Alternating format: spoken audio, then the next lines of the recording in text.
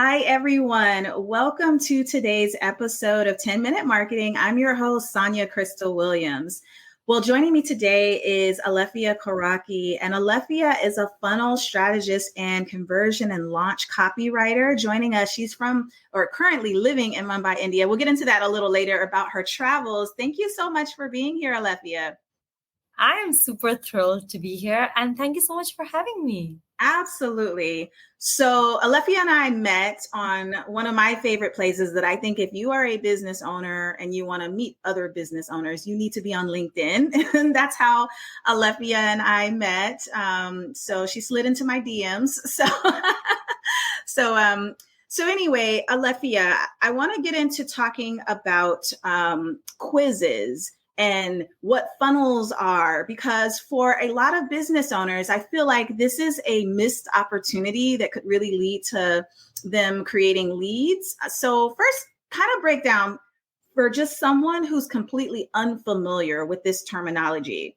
What do we mean when we say quizzes? How does that apply to a business? And then how does that lead into a funnel? Go ahead and break that down for me. Perfect. Okay, I love that question because as we can think like, oh, quizzes are so 2024. How can you not know about quizzes? Mm-hmm. But every day someone slides into my DM saying, enlighten me on this word. What does this mean? I'm like, okay, this means that there's a lot of brand awareness to do here. Anyways, Yeah.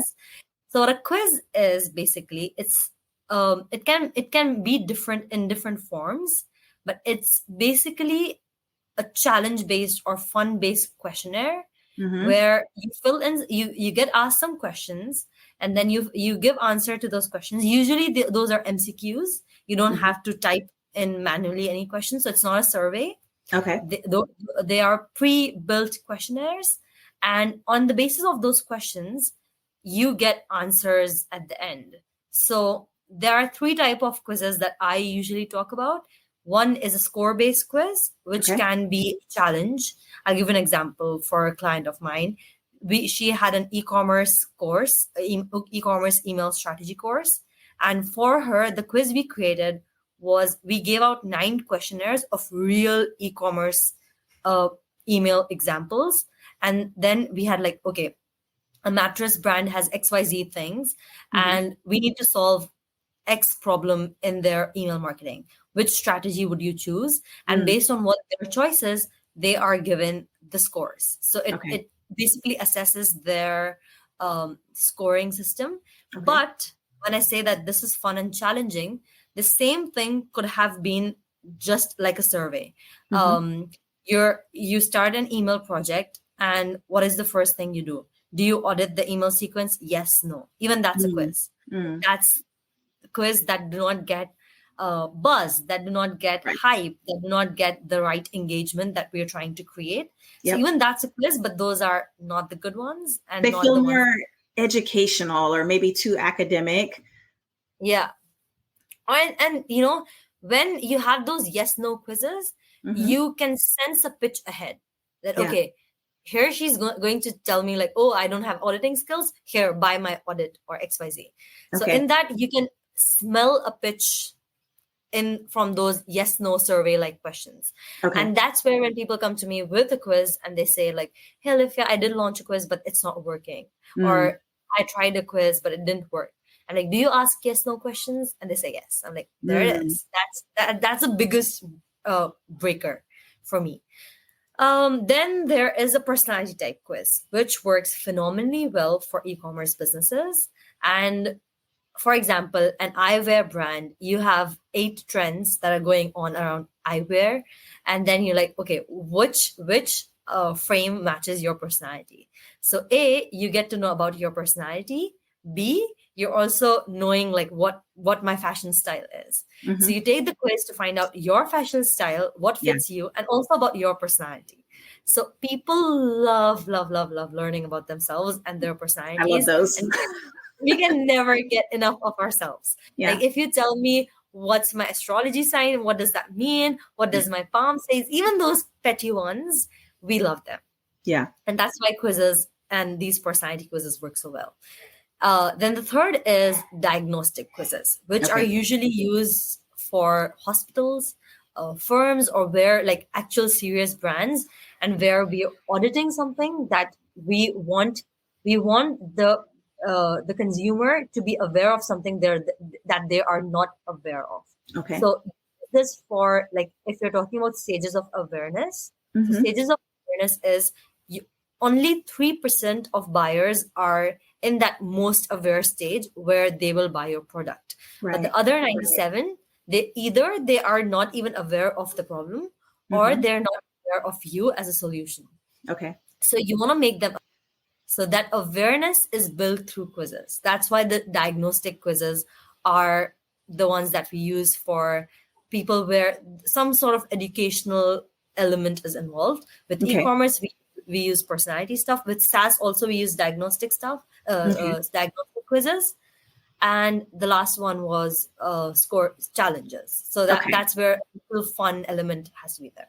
Yeah. So the industry that a business owner or the person that's responsible maybe for the digital marketing aspect may depend or determine which quiz type is going to make the most sense. Even if they already have quizzes, maybe the conversions could be better. So that leads to a couple of questions or thoughts I had as you were saying that. One thought was, when I think of this, I definitely have been one of those people to take the style quizzes. So I enjoy those. It also makes me think about back in the day, pen and paper, when we used to read magazines, how there would be those diagnostic type of quizzes in magazines, and they would have a scoring system and say, well, if you scored between 1 and 5, you fall into this category. If you scored between 6 and 10, you fall into this category. What's beautiful though now is in a digital world, we now can get a lead from that. So one question to you is, where does the lead capture happen in the quiz process? So if I am the visitor to go and take your quiz, do I enter my email address first? Is it the last thing I do? Like, where does that fit into this process?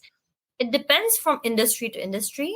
Okay. But with e-commerce quizzes, sometimes what we do is we ask for the email in the second question. Okay. We ask for the name in the first one and the email in the second one. And we make it in a way that we want to personalize. Then after that, it will change. Like before that, I'm not addressing you by your name. Yeah. But after that question, I'm like, hi, Sonia, you mentioned the XYZ. And now it tells me about this, like you have this type of mattress. So in all the questions moving forward, I'm addressing you by your name. So it becomes extremely personalized. So that's one way to go for it. And the second way is we ask for the email just before, like they finish the questions and then they're just like, oh, what am I? Yeah. And then before that, theirs is like, okay, just that one last step. So we capture their email there. Yeah. Okay. So it could be, as you say that kind of reminds me of one I took where they said, okay, we're going to provide your results, provide us your email, and we'll send you an email with the results. And then you provide the email, they give you the results instantly on screen, but they also email you with information. And I prefer that. So I always say that never say that, okay, when they enter their email address, never have another page where they say, okay, now go to your email service provider and then check, then get your results. There and there, give them the results, because then from a UX perspective, you might frustrate the customer, because sometimes we are signing up for emails from a different email address and we're using a different email address. Okay. So suppose if I'm surfing my phone, I'm surfing this quiz on my phone, that's my personal email address. Yeah. And I prefer getting these promotional emails on my work email address. Yeah. I still open them, but now if you're saying check your work email, that work email might be just on my laptop, but you're asking me to go there and then you're not even giving me the results. Yeah. So you'll frustrate the customer. So don't do that. Give them the results immediately and have something else on the results page that leads them to the email. Okay. So the e-commerce course example I gave you, we had a 50-pager PDF where we broke down where the right strategy is the right strategy and where even the wrong ones could be the right ones in which scenario. And then we also had a webinar where that person taught her students on how to get more clients through that webinar. So people were anyway, it would be top of their mind, and they did rush to the PDFs to check the PDFs. Why did I get the wrong answer or whatever it is. And then they did open the email, but we did not frustrate them. We gave them the results, and it was a choice to go to that email, right? Yes. And now it becomes a choice. Now it doesn't become like a frustration. With e-commerce, you can say like, okay, I send this, and now you this is your style, and now I've curated a personal Pinterest board that matches your style, and you'll get that via email. So now I am now I have the habit of opening your email. Yeah. How do business owners approach that results part? And you gave a few great examples. So one would be they get a PDF file back. And it seems like there might be groupings, I guess, of results where they might have, like, if I have a PDF file, it's not going to be everyone gets the same file, but maybe there's a few different groupings. Like, could you explain, like, what does that look like for results? This is like 3 days ago, I delivered a 90-minute masterclass just on this. Okay, so we're going to deliver this, and everyone needs to get in touch with you if they want try our best to make it bite size. Okay. So the cliche answer is it depends. Yeah. And then the longer answer is that usually we have different groupings. Okay. So we have different, like, either if you're doing a personality type, we can take in human design into the perspective, and people have assertive traits. Some people have more softer, calmer, peaceful side. So we usually take into human design into consideration so that we can win their trust and likability from that first section. The first section is not to sell. It's just like, I am describing you so much in detail that you think like this is some like how I usually take astrology, for example, here, that when that's super relevant, so relevant that you think that this has to make sense. Like, this is it. Like, that's how horoscopes are made. They're relevant to everyone. Like, today you'll see the light and you'll have that and that. So it's so particular and so specific.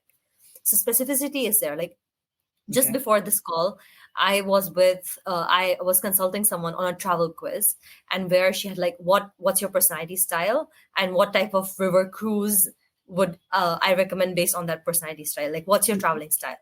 And there she said that one of you prefer luxury. And then it was just there, like, you are a person of luxury. I was like, no, go specific. Like, tell them not just in travel, but how their day-to-day life reflects luxury. Like, whenever you go to the supermarket to choose wine, you don't even look to that bottom shelf. And you're always like the elite person. You're the Harvey Specter who would never settle for the random tailor suits. Your suits are from XYZ brand.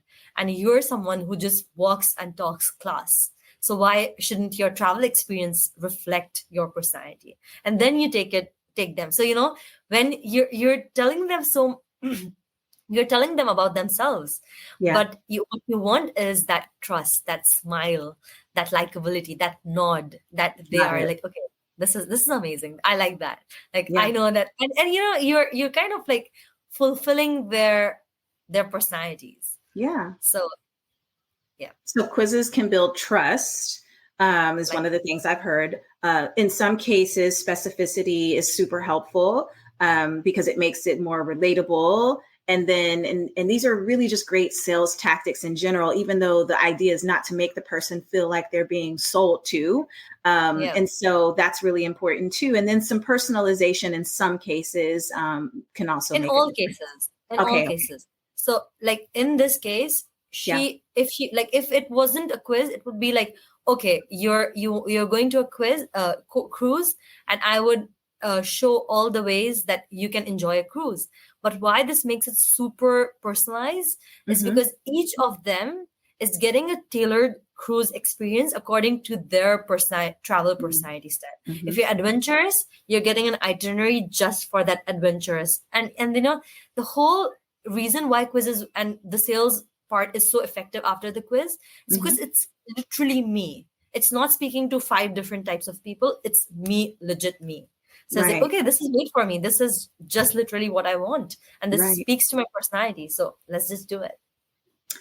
So this question might throw you on the spot. And if you don't have an answer, that's totally fine. But just curious of when people, let's say they end up on a landing page to take a quiz, and we know like average open rate on an email campaign is, 23 or 20 to 25%. Average open rate on text messaging campaigns could be 90+%.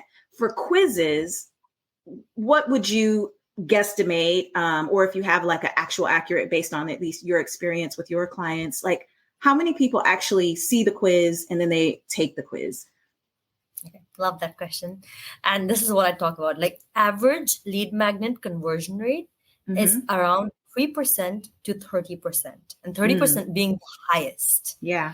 And with quizzes, this is according to ConvertKit.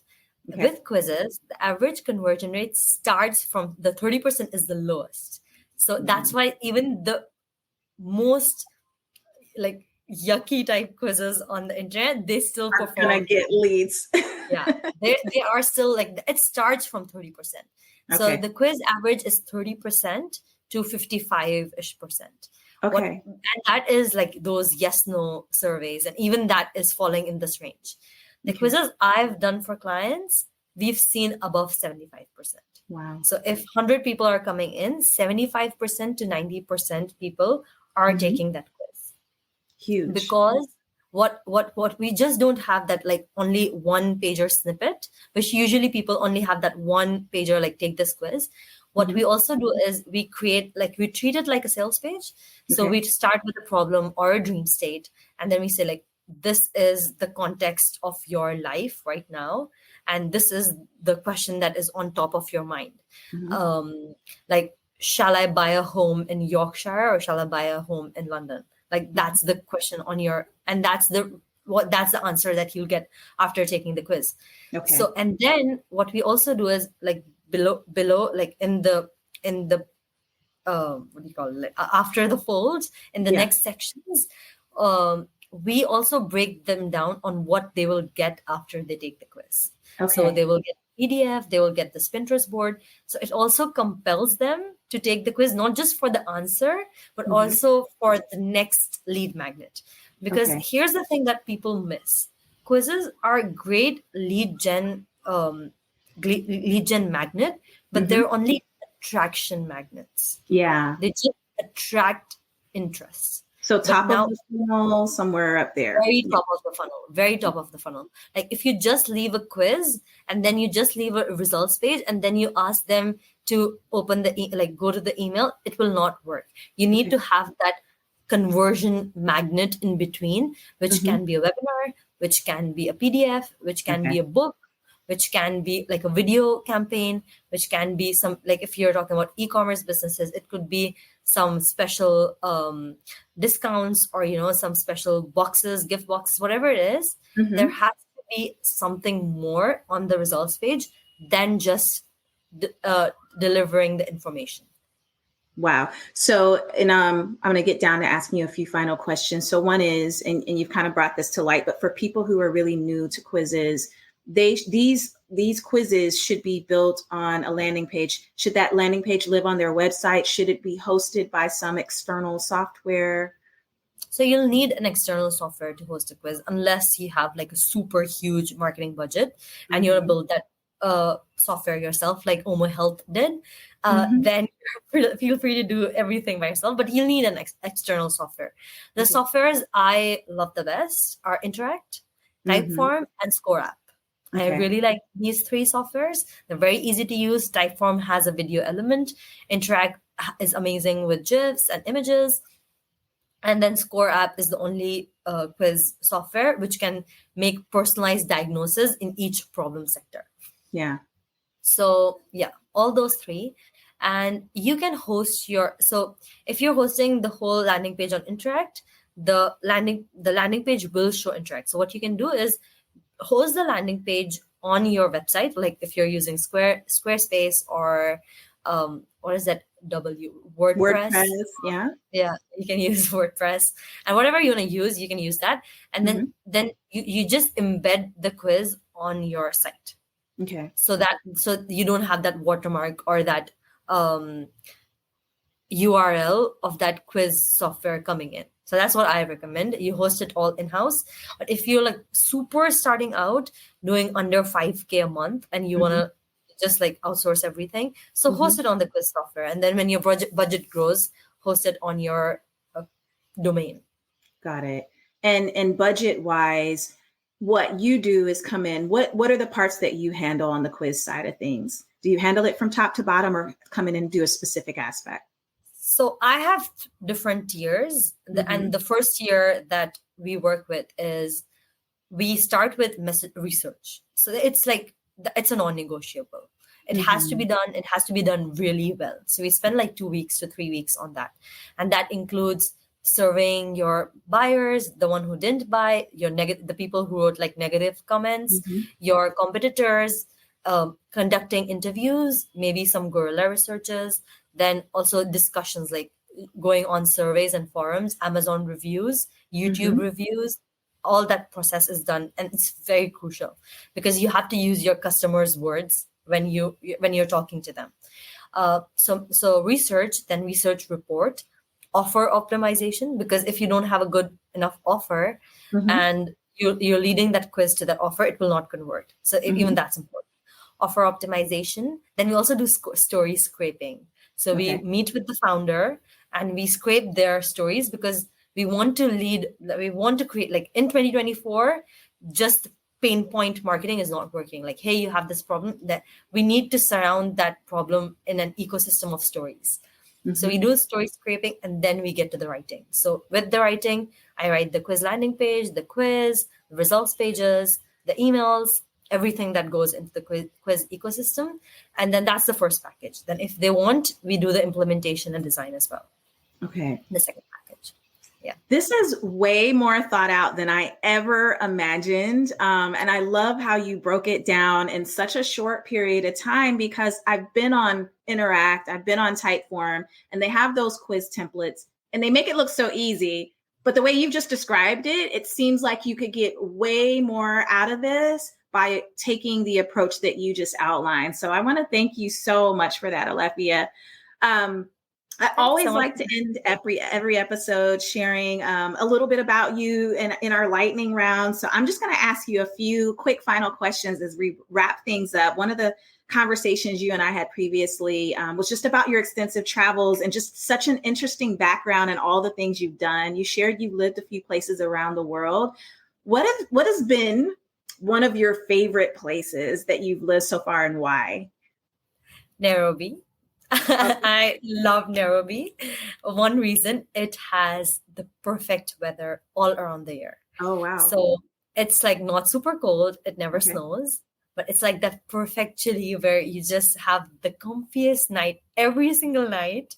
And you can just see my smile widening and widening on the name of Nairobi. Yeah. And the atmosphere is amazing. The greenery. Then you get wildlife every now and then. I love animals and jungle. So you get to experience like Masai Mara, whatever it is, every now and then, whenever you want it. Some crazy jungle experiences, which if you want to know, you can hit me up and I'll share some lion photos and rhinoceros chasing us photos and all that. So yeah, I love Nairobi. Nairobi. Okay. On my list to go. And while you were in Nairobi, I think you shared with me in a previous life, I always say in a previous life when you did something completely different to what you do now, but you mentioned you owned a bakery. So did you just jump right into this world of digital marketing and quizzes and funnels, like from owning a bakery, or was there some kind of step in between? Yeah, it's different for all of us. So I was, when I started this business, I was still in my final year of graduation. So I'm 24 and this is what I did when I was 19. So COVID hits and I was like, okay, I really need a hobby.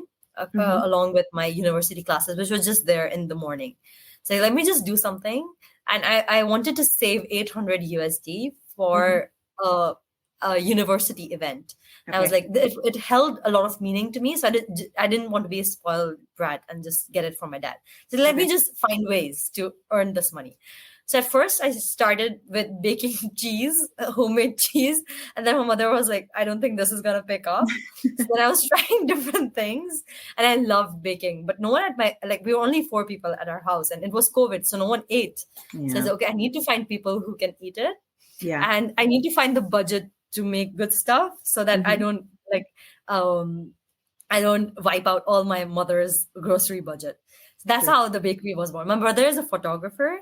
So we had that edge where the branding was super luxurious and the photos were super fancy. So that's what kept I was a loot. My mother and father was like, you loot people. So I charged like around $200-$300 for a cake and around $100 for a brownie tray. Wow. And whereas the normal price there was $30. Okay. But just because of that photography, the luxury. Yeah. Perceived luxury. That's where I got into marketing. So I used to I figured out this whole Instagram thing because I was running my campaigns on there. And then a friend helped me with Facebook ad campaigns. And I was really enjoying the marketing side. Like so much so that I wanted to stop doing outsource the bakery part and just keeping doing the marketing campaigns. And someone introduced me, like they had a virtual online marketing seminar.